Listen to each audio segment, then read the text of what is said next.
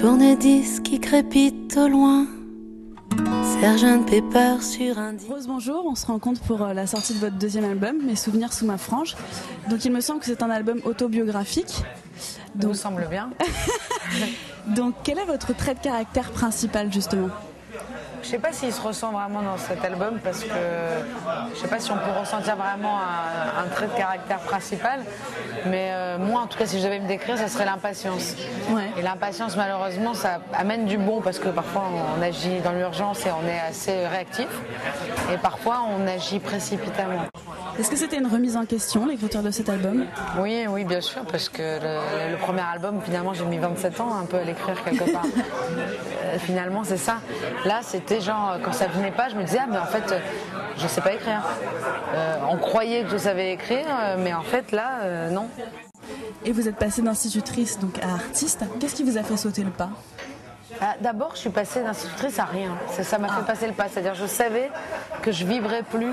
Et moi, quand je vibre pas, comme je disais, je suis impatiente. Ça veut dire qu'il fallait tout de suite qu'il se passe quelque chose. Et là, il se passait plus rien. Et j'étais là à me dire, je vais arrêter. Et c'était Inch'Allah, quoi. On verra, on va voir. Voilà, je suis à Paris. Et soi-disant, c'est la ville des miracles.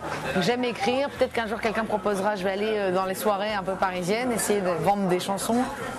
Et puis, j'ai même pas eu besoin de ça. En quelques semaines, j'ai arrêté le travail d'institutrice en juillet et en septembre, j'avais une maison de disques, quoi. Donc c'était un truc complètement fou, un accident heureux. Et le fait d'avoir été sur le devant de la scène avec la sortie de votre premier album qui a cartonné, est-ce que ça vous a fait grandir plus vite ?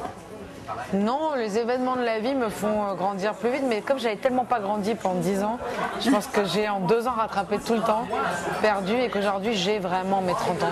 Vous avez décidé de vous appeler Rose, est-ce que c'est parce que vous êtes délicate et un peu piquante comme la rose ? Non, mais on me l'a dit souvent, mais non. Non, c'était pour Janis Joplin, je suis une grande fan. Et c'est le film qui a été fait sur sa vie avec Bette Midler, un film de Mark Rydell, qui s'appelle The Rose.